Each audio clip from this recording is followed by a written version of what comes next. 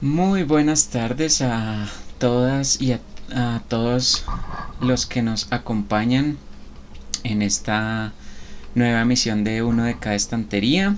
Saludamos a las personas que nos ven en directo en estos momentos y también a las personas que nos ven en diferido a través de los videos de YouTube. Saludamos igualmente a la creadora, fundadora de este espacio literario, Kathleen Arenas. Hola, ¿cómo estás? Hola, hola Iván, ¿cómo estás? Muy buenas tardes a ti y a todas las personas que nos ven en vivo a través de nuestro canal de Twitch y a quienes nos verán más adelante en nuestras repeticiones en nuestro canal de YouTube. ¿Cómo estás en esta tarde? Muy bien, acá listo a ver con qué nos vas a sorprender el día de hoy. Bueno, ayer me dijeron que habías dejado la barra muy alta. No creo poder competir con eso.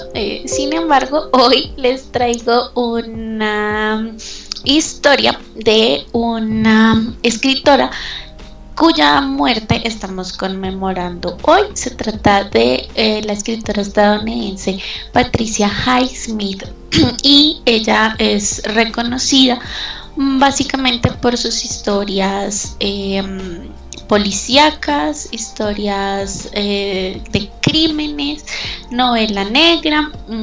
Tiene un par de, bueno, hay un par de películas basadas en sus textos, como no sé si recuerdes al talentoso señor Ripley, por ejemplo. Sí, Bueno, bueno, y tiene otros textos que, perdón, se me escapan. Leí mucho antes y ahorita, ¡pum! Pero sí, es bastante conocida. Hay quienes dicen que es una escritora inclasificable porque pues escribía como bastantes géneros, pero principalmente es conocida por este género de la novela de crimen.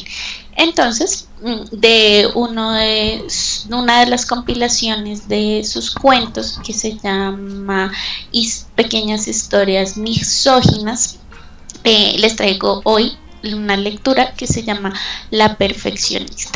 Este libro tiene varios cuentos nombrados como por profesiones. Entonces tenemos, no sé, a la novelista, tenemos a la bailarina y así sucesivamente. Escogí a la perfeccionista.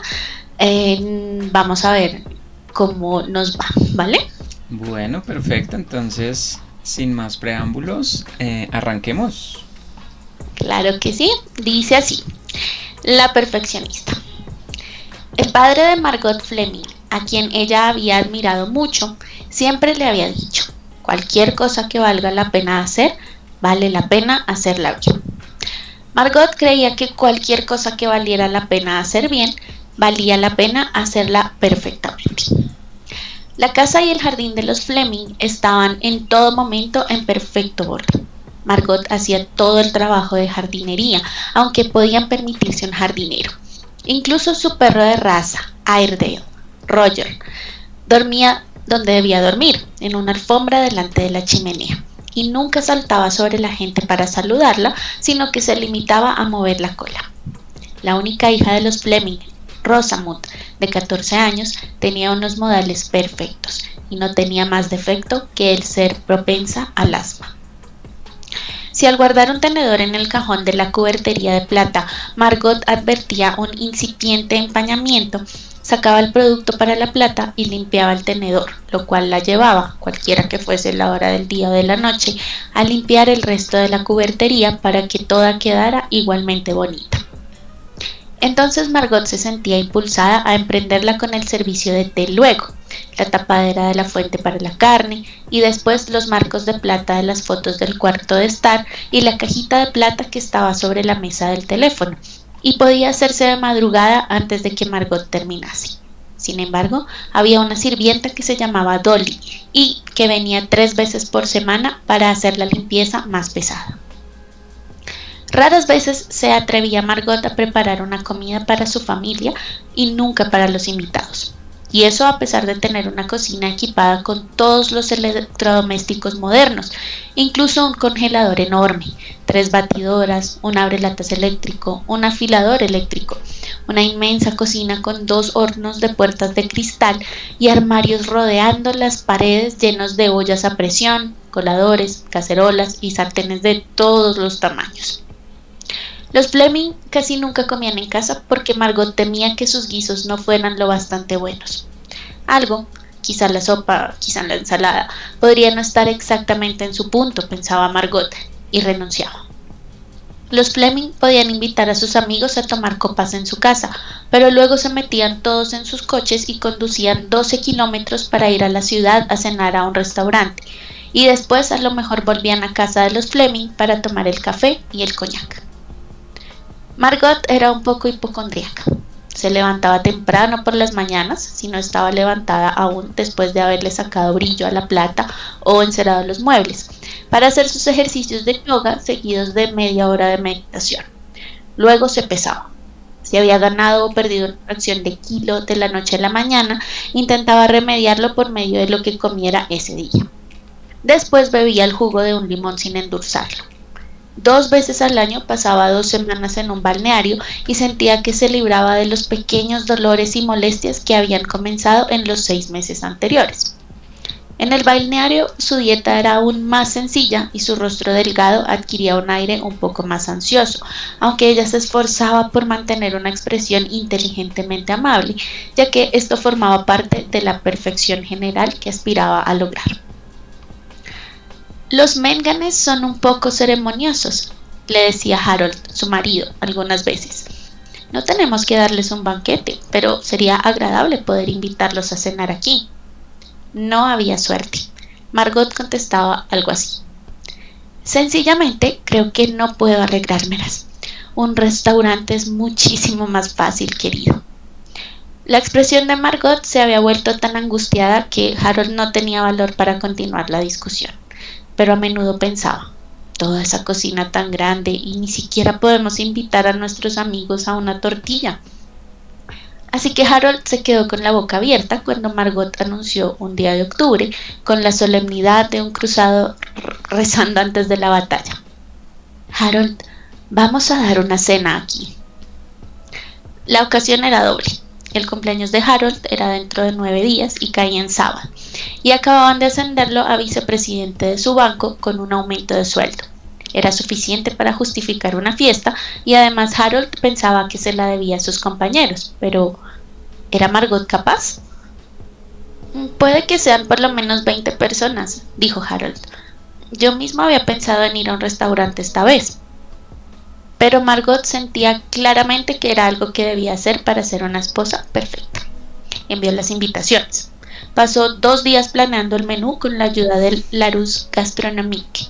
Lo escribió a máquina con 2 copias e hizo una lista de la compra con 2 copias también, por si acaso perdía una de las 2.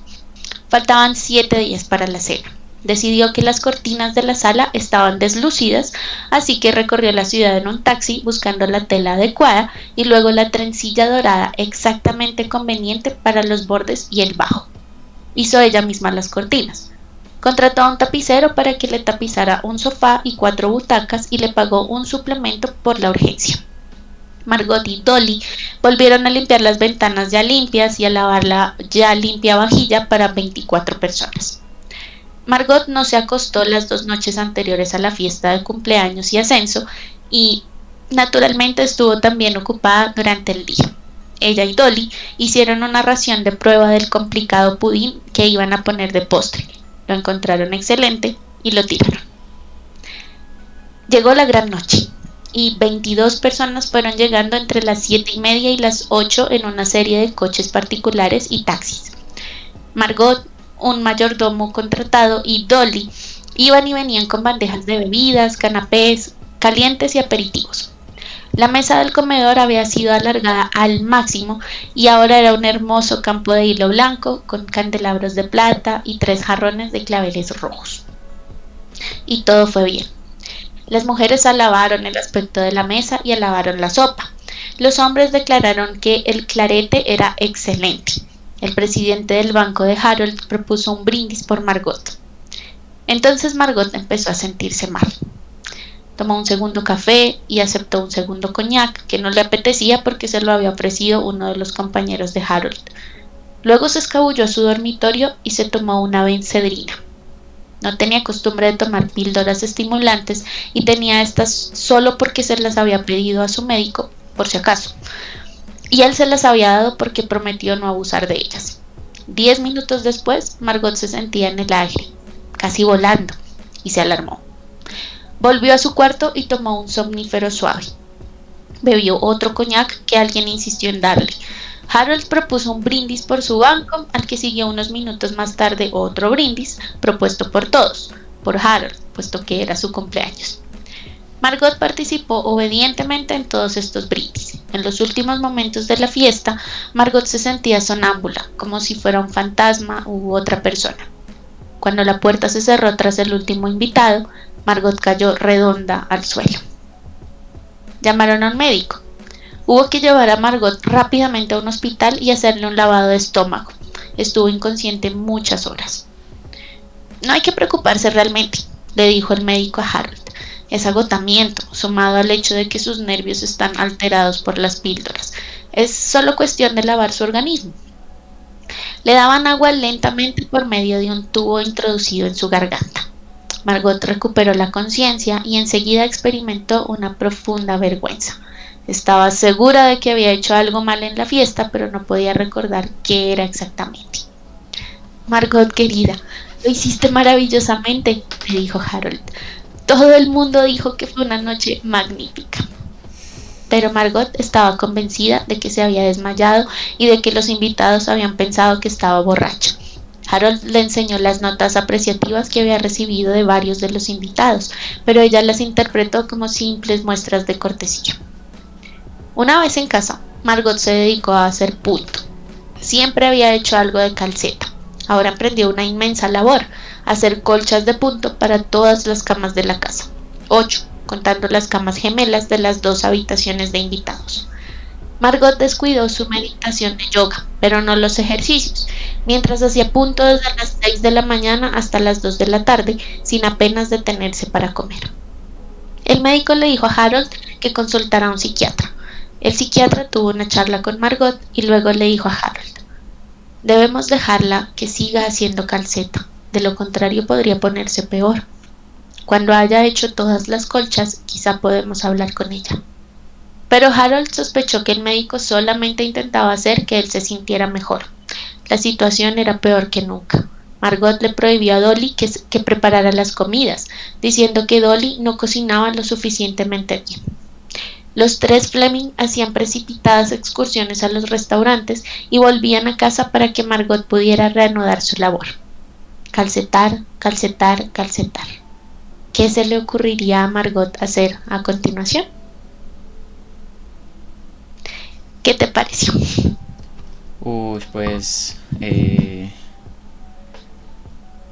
creo que es como no sé, es como una exploración un poco extraña de la obsesión, como no con una vista así trágica, sino no sé cómo en qué lugar sentirme con ese cuento, porque no lo sentí como algo negativo, no lo sentí como algo burlón, no sé, la verdad. ¿Tú qué percepción te dejó a ti? Wow, bueno, pues como siempre dejo como como siempre tratamos de hacer, pues dejo la lectura como para este momento, para que pues podamos todos compartir como las reacciones. Sin embargo, pensé que iba a estar peor, la verdad. Porque para escoger el cuento de hoy, pues leí algunos de los otros que están incluidos en el cuento. Y pues sí, había otros como un poco más fuertes, en mi opinión, ¿no? Pero sí, bueno, pensé que realmente iba a terminar peor, pero no, pues tenemos a este personaje completamente obsesivo, ¿no? tenemos a este personaje, pues que toda su vida le han dicho que tiene que ser perfecta, y pues entonces vemos ese reflejo, ¿no? Y hasta dónde puede llegar, y no sé, me atrevo a especular pues que seguirían adelante, ¿no? Esto definitivamente creo que podía matar a esta mujer, ¿no? Sí, esa es como la impresión, o no, no sé si matarla. Es que como, como un poco extraño con este cuento porque, pues por lo que nos mencionaste al principio, que es una autora como enfocada a novelas con temáticas de criminalidad o de crimen, de ese tipo de cosas. Entonces, pues obviamente dentro de mi ignorancia de ese tipo de cosas, mi referente para eso es, no sé, Agatha Christie. Ujú. Entonces estaba esperando como algo así todo enreversado, como un plan maquiavélico. Cuando ella cae noqueada en la fiesta, dije, bueno, como no, el esposo la mató, estaba cansado de que fuera así como tan perfeccionista, o estaba mamada de que le estuviera molestando por todo. Pero pues no, al final no, entonces, entonces como que sí, cuando llegó el final, yo no, no sé, como que me faltó un pedazo, como que faltó algo. Eh, entonces yo creería, o bueno, no sé, yo pensaría tal vez que eso eh, podría ser como el detonante o el prólogo de como de una historia con esta misma mujer en la cual ella hace, no sé, hace un crimen perfecto, por ejemplo. Dado que es tan perfeccionista, podría imaginarse o podría planear la manera de cometer un crimen sin cometer o sin dejar pasar absolutamente nada. Era como lo que me estaba imaginando en medio de mis teorías locas.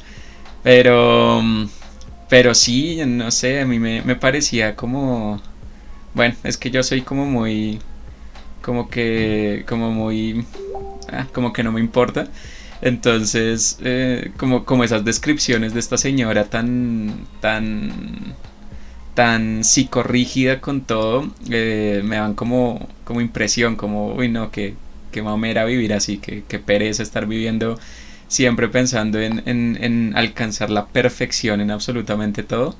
Yo creo que sería una vida muy, muy aburrida, y sí, de pronto la señora al final hasta pues termina muriendo por esas obsesiones, como tú lo estabas Mm. planteando. Ah, total, total. De hecho, sí, les quería compartir, bueno, algunos de los otros títulos que tiene este libro. Bueno, este cuento particularmente es de 1975, y sí, está compilado en ese cuento que les digo que se llama, perdón, ese libro que se llama Pequeños Cuentos Misóginos.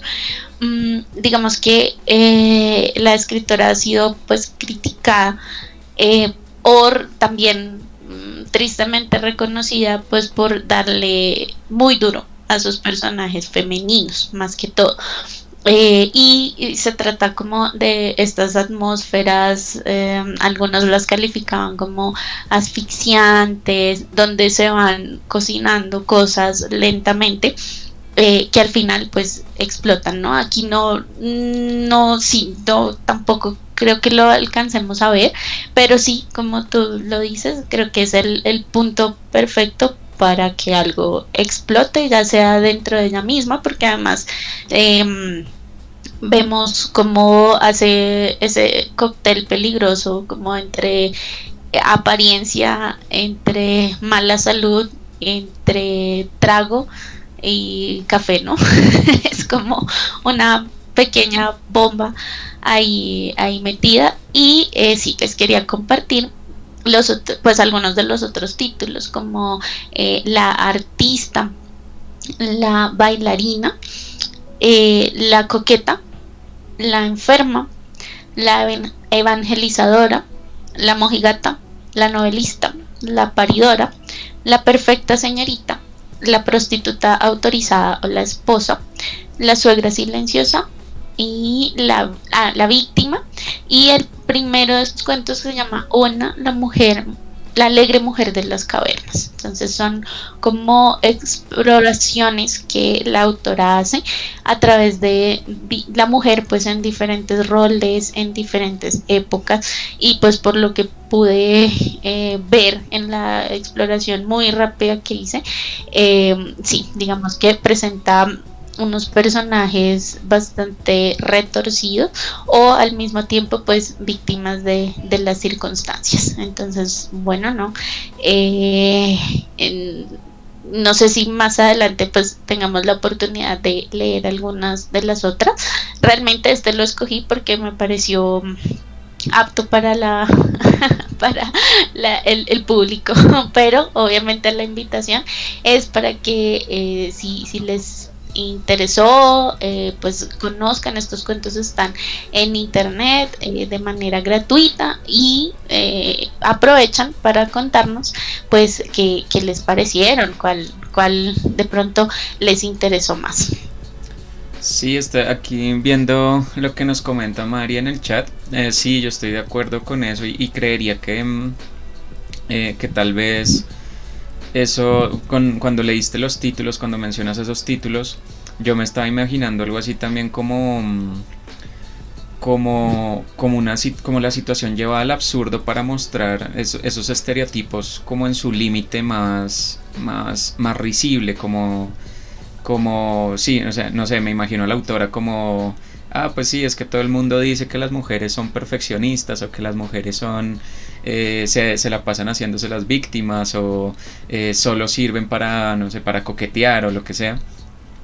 Y coge a cada uno de estos personajes y lo lleva, pero no sé, al ridículo más grande que pueda haber a través de su cuento. Pues no sé, no sé mucho de la autora tampoco, entonces no sabría si eso lo hace o si la intención detrás de eso sería algún tipo de crítica, como menciona María, de cómo es que escribe una mujer o cómo se escriben mujeres en la literatura, por ejemplo, también, que es un tema que hemos hablado mucho en otras ocasiones, y es pues lo que uno siempre espera en estas novelas o en estos relatos como más mainstream, como más los que solemos decir que terminan siempre en los best sellers del New York Times, eh, con estos personajes femeninos que son como muy acartonados, como siempre tenemos el mismo personaje, no se salen de esos límites, por lo general están escritos es por un hombre, y muchas veces muestran esos estereotipos como de sí, bueno, las mujeres son como están envueltas en un moldecito que siempre siguen. Entonces, por esos títulos que lees, sí, uno podría pensar, tocaría leerlos y tocaría conocer un poco más de esta autora. Pero uno sí podría pensar de pronto que es como una burla a esa visión y como tal vez tratar de llevarlo al extremo para denunciar a través de ese ridículo o de esa exageración, pues que eso no, o sea, que es como que la vida real no funciona de esa manera. Entonces yo no sé, tocaría averiguar de pronto un poco más de la autora. Sí, pues digamos que, bueno, se me olvidó mencionar, perdón, otra de las películas o de las historias por las que es conocida es una historia que se llama Carol, que protagonizó recientemente Kate Blanchett. Bueno, recientemente estoy hablando como del año 2005, creo. Y precisamente pues es una historia que habla de relaciones prohibidas, ¿no? En esa época es una mujer mayor que se enamora de una mujer joven, y pues todo el conflicto que eso lleva. La autora pues se reconoció como lesbiana después de estar pues varios años en el negocio de pues en la escritura, y pues digamos que sus obras llegaron al cine porque en parte porque Alfred Hitchcock pues la descubrió, y digamos que entabló así como la relación que tiene también con el cine. Yo creo que es de estas autoras que uno reconoce los títulos o reconoce como los conflictos, pero pues realmente sí, lastimosamente pues no tenemos como muchas más referencias, ¿no? Y es bastante interesante porque pues era una personalidad bastante fuerte y lo refleja también. No sé si de pronto te diste cuenta de la forma en que está escrita esta historia, ¿no? Que son como muchos puntos seguidos, frases contundentes, como que no hay espacio como a las dudas, ¿no? Entonces esta persona es así, hizo esto y pasó esto y esto. O sea, como que es una escritura, a mí me pareció bastante contundente. No sé qué opinas. Sí, pues de hecho el cuento me pareció bastante corto, pues por el formato que tenemos nosotros también. Solemos usar ese tipo de historias cortas. Bueno, en este caso me pareció que sí, que hay una cierta, o sea, como que es muy económica en las descripciones así demasiado específicas. Nos dice un par de cosas y todo está relacionado siempre con la obsesión de la protagonista, entonces no tenemos como unas grandes o unas descripciones así extensas, no tenemos como unas locaciones así muy extensas. Tampoco el tiempo parece pasar muy rápidamente. Sí, esta señora no le gustaba cocinar, entonces se lleva a sus invitados a un restaurante y ya. Ujú. No tenemos tampoco como una profundización en el hecho de por qué esta mujer es así. Simplemente al principio con un par de oraciones nos da todo el contexto para que nosotros tengamos algún referente de por qué ella es así, pero también sale como muy rápidamente de ello. Eh, Uno puede ponerse como de pronto a pensar, o bueno, no sé, esa interpretación que este personaje le da a esa frase que le decía el padre y que la lleva como a ese afán de perfeccionismo. Sería de pronto interesante ahondar un poco en eso, pero la autora no nos lo permite. La autora simplemente nos dice, pues ella es perfeccionista. ¿Por qué? Porque el papá alguna vez le dijo que si algo vale la pena hacerlo, pues hágalo bien. Y ya, punto. No pregunte, no. El resto como que la autora nos dice así muy sarcásticamente y muy de frente, el resto no importa. No nos importa que ella es así y punto. Y lo mismo hacia el final, tampoco como que no nos importa mucho hacia dónde la lleva eso. Simplemente nos dice, pues cambió una obsesión por otra. Le enseñaron a tejer y se volvió loca tejiendo, punto. Ya, ella es así. Entonces como que no hay una profundización en esa psicología del personaje. Lo que me hace pensar que es precisamente eso, como un tono demasiado sarcástico, como que uno diría, pues sí, si uno es así, si uno es bien misógino, como dicen el título del libro en el que están estos cuentos, pues uno tampoco se hace esas preguntas. Es como, no sé, seguramente alguna vez nos hemos encontrado con personas así. Es como, no, es que, no sé, algún amigo que diga, es que mi novia está loca, pero ¿por qué? No, es que está loca, ya, punto. No pregunte, no averigüe, así, es así. Entonces sí es como esa visión de esas cosas, como que la sociedad misma las ve como esenciales de lo que es ser, pues en este caso de lo que es ser mujer, y uno no indaga mucho por esos asuntos, uno no indaga de dónde salen como esos estereotipos tampoco, porque se cree que una mujer puede llegar a ese punto de perfeccionismo o de como de ser tan quisquillosa en esos aspectos. Y, y creo que la autora, o pues, bajo mis interpretaciones locas, yo creería que la autora juega un poco con eso, ¿no? Por la misma manera en la que tú mencionas que narra el cuento, que son oraciones cortas, vamos al punto, no describimos mucho de la psicología ni de otras cosas del personaje, ni de su entorno, ni nada por el estilo.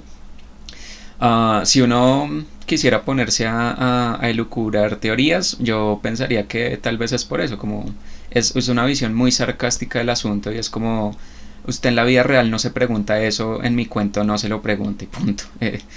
Funciona igual. Entonces, no sé a ti qué te parece como esa falta de contexto, esa falta de profundidad en el personaje con relación a cómo estamos tratando de entender pues el título y a la autora y por qué escribe estos cuentos así, por qué le da tanto palo a sus personajes femeninos como tú mencionabas hace un momento. Pues yo pensaría que es una cuestión un poco más estilística, digamos que si está metida dentro de la cabeza de un personaje así, no me imagino cómo más podría ser esa escritura. ¿Verdad? Sería un ejercicio bastante interesante. No sé, las personas que nos quieran contar de pronto en su experiencia, pero creería que sí, es una forma de meterse en la cabeza de este personaje, ¿no? Pasa, bueno, hay un paralelo de pronto a lo que veíamos con el cuento de James Joyce esta semana, que tenemos una historia que está circulando alrededor de este personaje femenino, ¿no? Pero pues la diferencia es que, bueno, aquí pasan muchas cosas, ¿no? Ella va, viene, compra esas jornadas maratónicas no sé, es que eh, dentro de una mente así, creo que es un tren de pensamiento normal. Es decir, si tú eres perfeccionista, sí, tú ves una mancha y sigues con la otra y lo otro y lo otro, y a esta señora le daban las 2 3 de la mañana y no había terminado de alistar su casa habiendo empezado por una mancha. Entonces creería que también se trata de un asunto estilístico. Creería que es la forma de estar dentro de la cabeza de este personaje. O sea, si es una señora muy bien puesta, tampoco va a querer que le sobren palabras para que la critiquen, ¿no? Como lo veíamos en el asunto de la organización de la cena y todo esto. Ella solamente quería que todo estuviera perfecto, como el tema del pudín que estaban haciendo, el budín, cosas así, ¿no? Que creería que meterse en la cabeza de un personaje así, pues no es nada fácil, y creería que esa economía de las palabras y esa contundencia también tiene que ver con el personaje del que está hablando, ¿no? Y digamos, viendo de pronto los otros cuentos, que como les digo, fue una revisión supremamente rápida, y si los quieren ver con más tiempo, pues súper invitados, y más bien nos cuentan qué les parecieron. Pero sí, los otros tienen otro tipo de narrativa, ¿no? Y creo que se ajusta básicamente al personaje que está tratando, o pues del que nos está contando la historia. Creería que es así, esa es como mi interpretación, pero sí me pareció un cuento totalmente diferente de pronto del tipo de narraciones que de pronto hemos tenido acá. Obviamente llegamos muy poco tiempo, pero sí, digamos que a la hora de leerlo, sí sentí una diferencia con los demás que hemos leído, porque es algo muy contundente, y creo que tiene que ver, o tendría que ver más, con el tipo de persona a la que estamos acompañando en esta narración. Es súper chévere, eso sí, no lo había pensado y ahora que lo mencionas, sí la autora hace ese nivel de como de metanarrativa a través también de su estilo. Me surgió una pregunta que te quiero hacer, y es ¿cuál sería ahí? Porque el personaje, bueno, a veces sí lo hace, pero no estoy muy seguro. ¿Cuál sería la diferencia entre ser perfeccionista y ser perfecto? Porque aquí en el cuento nos mencionan que la protagonista se esmera por hacer las cosas bien, y la oración que le dice su padre y que la lleva como a esta obsesión con la perfección es: si algo vale la pena hacerlo, hazlo bien. Entonces estamos hablando de hacer, de de la capacidad de actuar de la persona o de la mujer en este caso.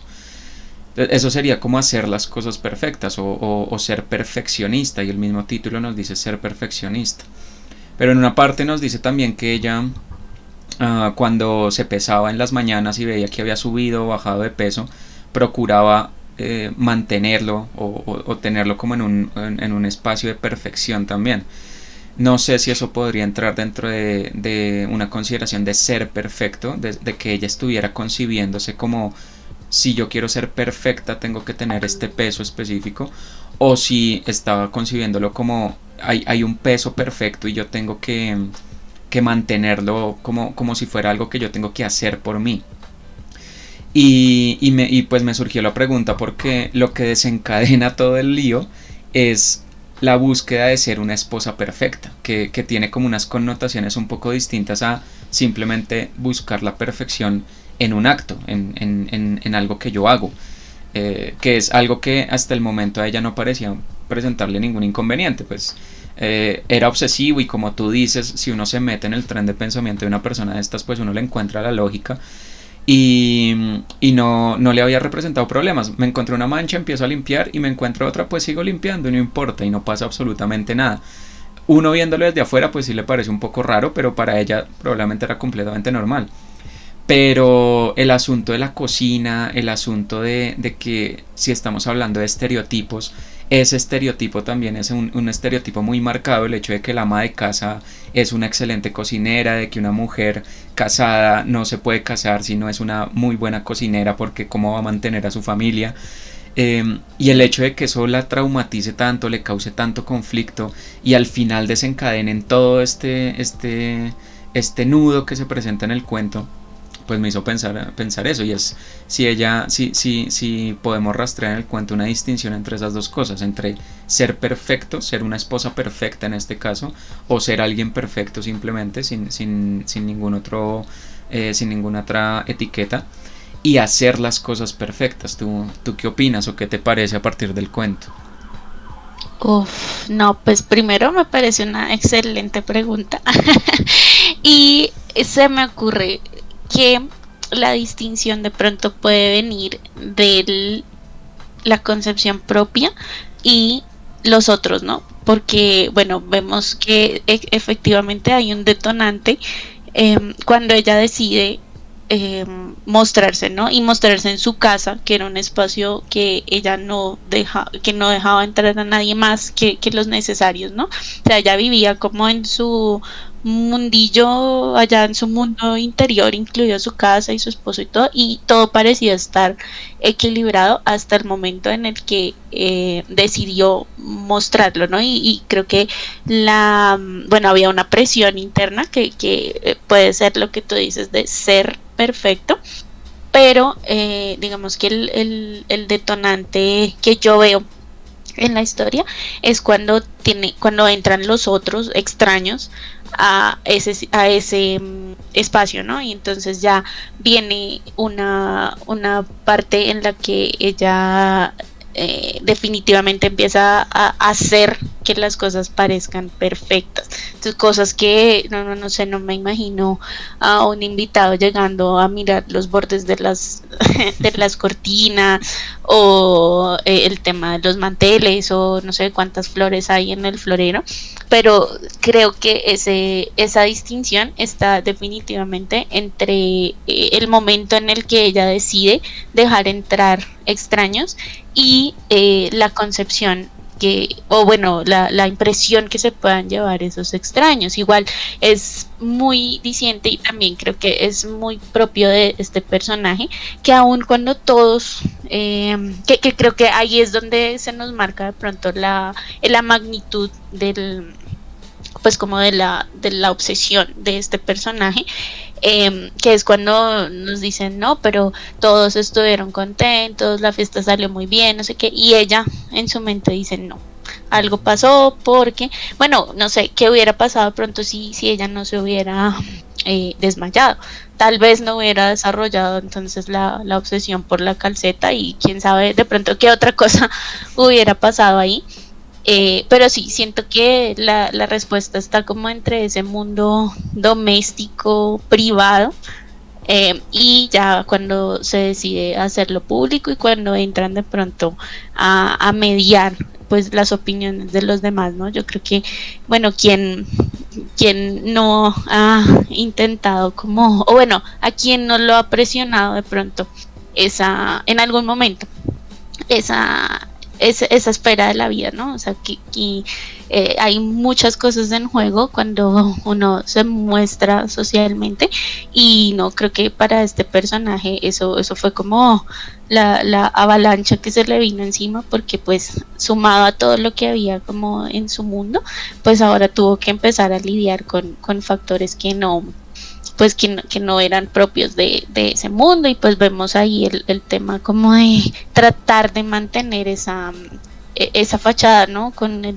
tema de que estaba enferma, pero seguía yendo al brindis y no me imagino que hubiera ido como con cara de enfermedad o con cara de, bueno, brinden rápido y váyanse, sino que esto me imagino que duró un tiempo y precisamente fue para mantener esa fachada o bueno, esa entrada de ese mundo externo a su casa y creería que es por ahí.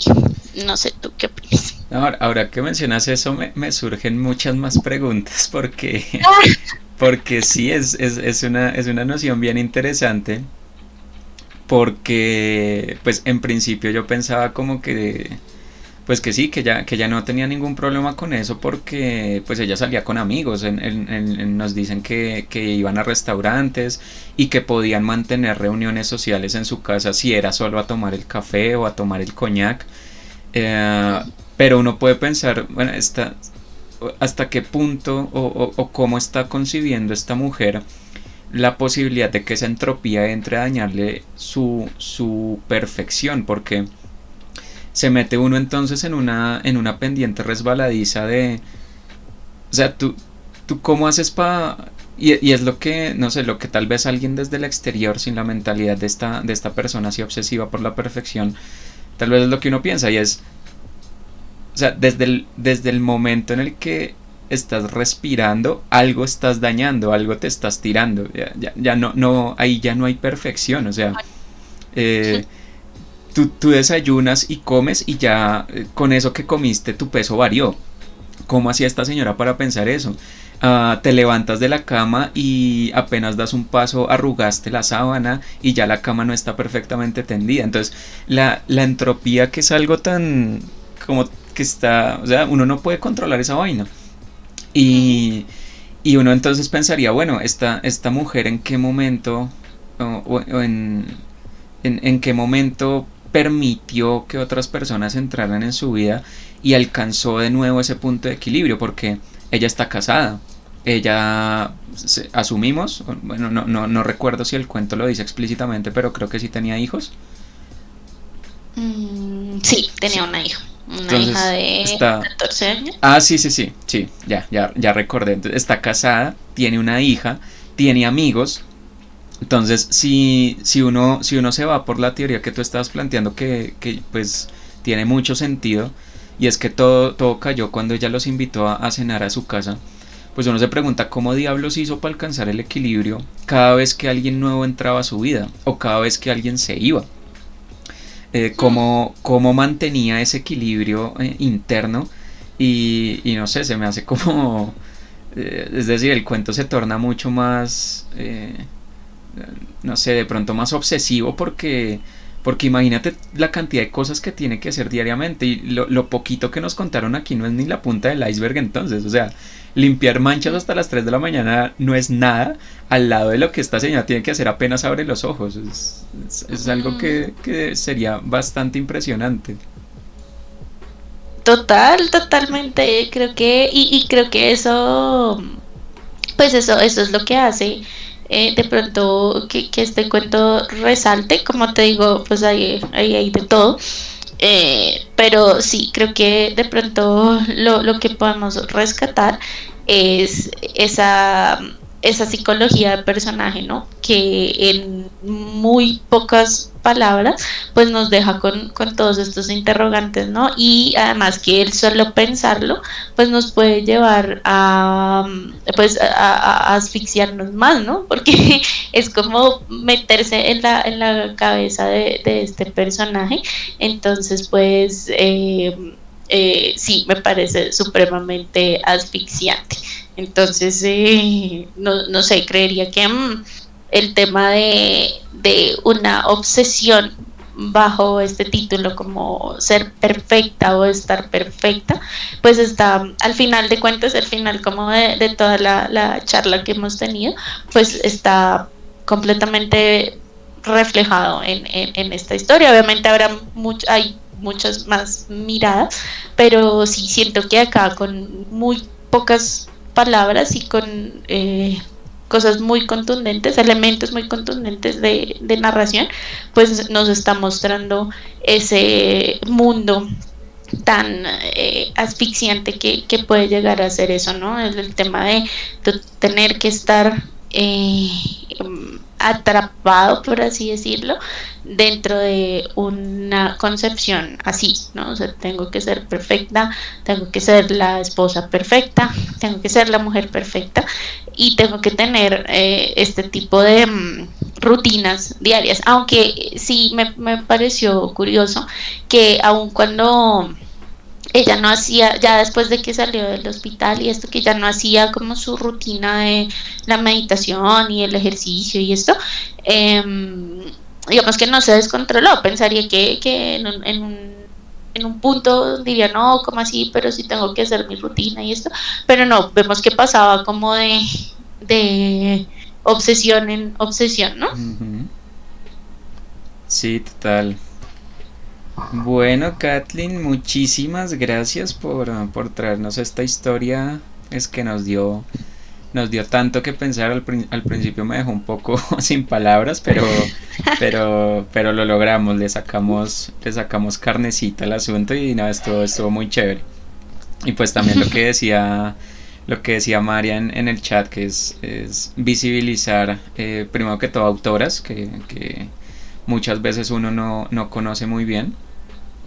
Y pues este tipo de autoras que se meten con temas que, bueno, tal vez a uno le pueden sonar raros o le pueden sonar extraños, incluso hasta, dependiendo de cómo uno los lea, le pueden sonar un poco ofensivos o un poco fuertes, pero pues igual vale la pena leerlos, vale la pena conocerlos para saber pues cómo se están pensando otras personas estas historias, estos mundos, y tener una perspectiva un poco más amplia de estos mundos literarios que pues entre más uno los va profundizando, más cositas se va encontrando.